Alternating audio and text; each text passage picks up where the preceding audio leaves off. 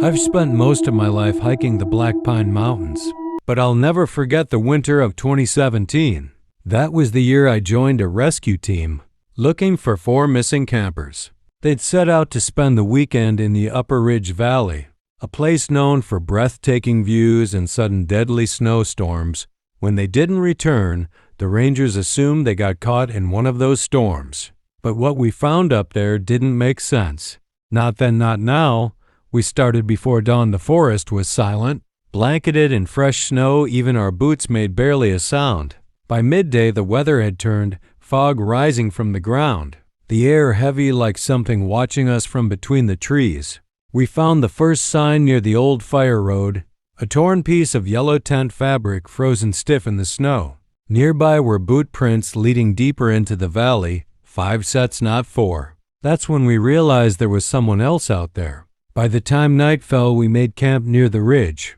The fog never lifted. We set up a small fire, just enough to keep the frost off our hands. That's when I saw flickers of light down the slope, like another campfire glowing between the trees.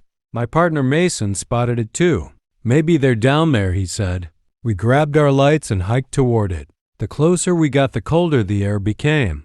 Snow crunched underfoot and the light flickered like it was moving. Then we stepped into a clearing and stopped dead. There was a campfire, all right, burning low and orange. Around it sat 3 shapes bundled in thick coats. Completely still at first, I thought they were sleeping. But as we got closer, my flashlight hit their faces. Eyes open, skin pale blue, frozen solid. They weren't sitting by the fire. They'd been arranged there like someone had posed them. The 4th camper was nowhere, and the fire, it wasn't real. The flames danced, but there was no heat. No crackle, only the sound of wind whispering through the trees. Mason called for backup on the radio, but the signal was gone, just static. Then the fire hissed, dimmed, and went out.